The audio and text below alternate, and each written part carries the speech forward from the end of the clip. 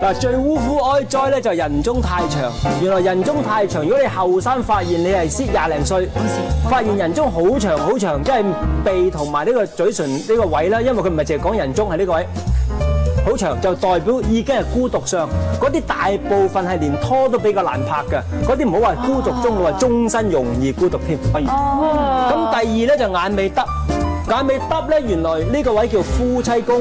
眼尾耷人去到39、40，自己好想離婚，老公點勸佢，佢都一定要離為止。39、40，即係得1年諗嘅啫喎。咁佢就係去到嗰2年就啱係都要離咯。咁咪變咗之後咪孤獨終老咯，到老咗。咁福州嘴就係啦，就算有老公有仔女都冇用嘅。福州嘴原來代表晚年孤獨。原來福州嘴嘅人咧，開口及着脷。同老公又唔啱傾，同仔女又唔啱傾，慢慢全部搬走晒，得佢一個人住，咁又係孤獨終老啦，係咪？男人冇咁嚴重，因為男人眼尾耷咧，佢就係悲觀多愁善感。你知男人悲觀唔出聲噶嘛？咁男人如果都係呢個嘴角福州嘴嘅，再加埋尖下巴嘅，都係孤獨終老。所以都係唔好，不論男女，其實有咁嘅相咧，都唔係幾好噶啦。不過女人要嚴重少少。不如我哋就睇下啲掌紋啦。係掌就更加容易啦！嗱，即刻出隻掌俾你睇，掌就犀利啦！如果各位學員有呢條線，感情線走向終止，有冇啊？有冇啊？呢條線一定有。佢個掌紋明走向呢個食指嘅基部，呢條叫做愛情滿足線啊！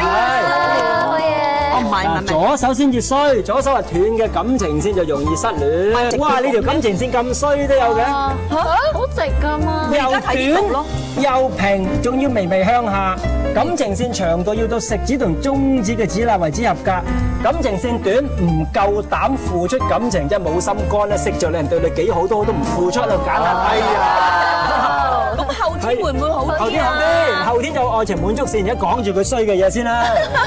30歲先嚟講。咁跟住咧，線尾又微下垂，嗰個叫做愛情失望線。無論識邊個都覺得大家性格唔夾，唔係理想對象。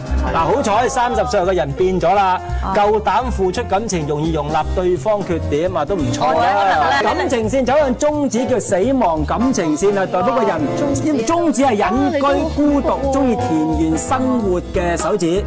如果感情線走向終止，咪一個人中意孤獨留喺屋企咯。去農村揾個老婆啦咁。去農村都唔揾老婆，丹田係一最衰嘅。咁你嗰個婚姻線，線尾有個交叉，就有機會係配偶突然間遭遇不測，哎呀，死亡。咁你又係啫，咁你咪又係容易孤獨終老咯。你好彩冇啫。係啊，喂，唔係啊，校長，我想話啦，嗱，你呢條線去到呢個無名指度係咪？係終止。唔係中指 ，sorry， 中指度。最衰嘅係啦，如果嚟到呢一度咧，未上到上去咧，如果你感情線咁短，淨係嚟到呢度，叫做因為感情線嘅長度要到食指同中指嘅指罅叫做標準啦，係咪？